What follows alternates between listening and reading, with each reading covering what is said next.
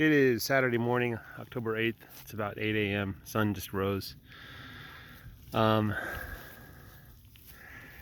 don't know if you guys can see, but there's lots of Indian grass here, and it's tall, and the cows are eating it. Hey, get off, bull! Get off, blue! No! No! No! No! Get off! So anyway, I need to get these calves separated. I don't want you to breed until June, okay? Can you wait till June? You won't be on my farm in June. Anyway, I was watching Greg Judy's video this morning. He's doing a cattle drive in the drought. And his recommendation is to get rid of your cows. Not all of them, but most of them. The problem that you run into, especially going into winter with no forage, is the cows are going to eat whatever grass is still there down to the ground, right? And so when you do get rain and when the season warms up into spring, there's nothing there to grow, and it'll take an entire season just to get grass again, and you won't have the grass growing. So I'm kind of left with a conundrum here on my ranch. I am going to get rid of a bunch of calves in January, but that's 3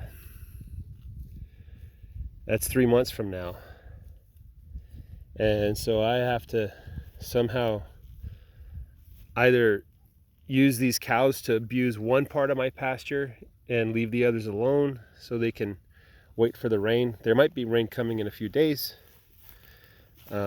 I looked at the radar this morning, and there's some areas near me that are getting a little tiny bit of rain. You can see there's clouds in the sky. If I kind of look to the northwest, it's because that's where the rain is. Come this way. It is blowing this way, but it doesn't predict that we'll get any rain. And if we do get any, it'll just be a little tiny sprinkle, which a sprinkle is better than nothing, right? Oh boy, that calf crossed the wire again. Hope you got a good zap. That's all I could hope. Anyway, so I'm gonna have to make a decision about what to do with these cows. I think what I'll do is I'll leave the 20 acres in my neighbor's back pasture. The 20 acres are harder to graze than my land because it's not a rectangle. There's lots of trees.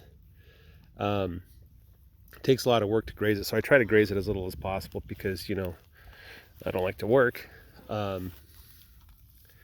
But maybe I'll leave the 20 acres alone, and then in springtime, that's where they'll graze. They'll give the grass here a chance to rest a little longer.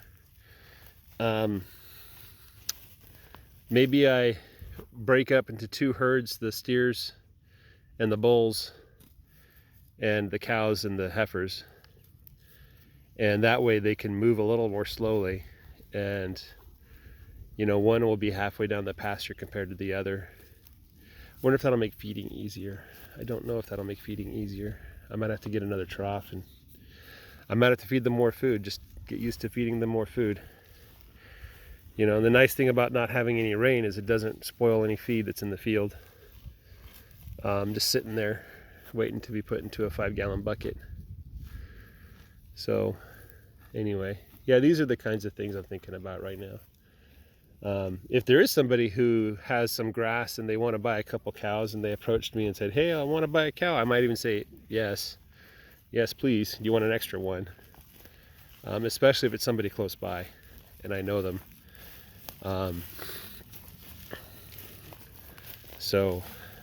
If you do have forage on your land and you live in Northeast Texas, consider getting a cow or two. It might be a good time to buy one. I imagine prices are depressed. And depressing, of course. Anyway, so yeah, this part of the pasture has a bunch of this, what I call Indian grass, and I don't know if it's actually Indian grass. Get off! My goodness! My goodness!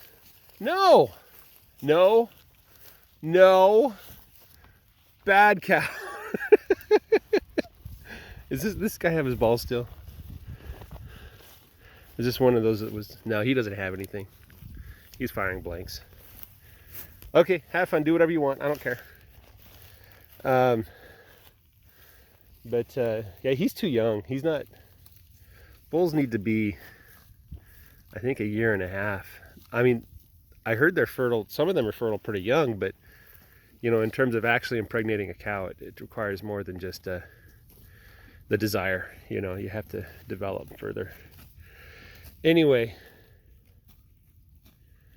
so yeah, and if I go the feed route, and one of the things that I've been thinking about a lot lately is my neighbor. He'd finish his cows and for himself and for his friends, and thankfully I'm considered one of his friends. So he'll call me up when it's time to harvest a cow and see if I need one, or a steer rather. But he has a setup where he has a grain bin and he has a place to put the steer, so he can give them all the food they want up until they reach weight, and then he slaughters them. And I don't know if, I think he just puts a steer in a pasture, and that's just the steer pasture, you know, and they stay there for a year or 6 months or whatever it is. He probably has a setup so it's pretty easy to feed them every morning. I might have to do something like that, you know, if I plan on finishing steer. But at the very least, what are these cows doing to each other, these calves? Anyway, at the very least, for this drought, this once in 130-year drought, which never seems to end, I might have to change my style and just bite the bullet and just start getting the equipment to feed the cows. Because hauling 5-gallon buckets, filling them up and hauling them, it's a lot of work. I don't know, maybe I just buck up and do the work. You know, it would be kind of nice though if I could take that bag, or if I had a grain bin, I could just pull a lever and open it up and fill a bucket. You know, I'll have to look into that. That's going to be quite a bit of money. But yeah. I hear Red's making a squeaking noise when she grabs the grass. You know, I wish I could show you guys pictures of what this place looked like last June. And like even in the drought last year, this place was still green. You know, it kind of surprised me. And then it just didn't rain last autumn and last winter, and then the spring came and things started to grow, but they were cut short. We had a late spring and an early summer. So, you know, anyway, that's about all I have on the cows. If you guys want some cows, let me know, especially if you're in the Northeast Texas area. There's a couple I think that would do well, especially if you're set up to feed. I think some of the cows here, those do better on feed than they would on grass. The Longhorns obviously do fine on grass, but some of them, my goodness, he's at it again. He's at it again. You don't got no balls. I don't know if that's Blue's calf, or I think it's one of the Longhorns' calf. But one, this is a good sign. It means Blue's not pregnant, right? Which I want. I want them to be open. I want to fertilize them in June. And I guess it's a good sign that he's growing up. But it's probably time for him to leave the farm, get on my dinner plate or something. Anyway, guys, thanks for watching. Take care. Bye-bye.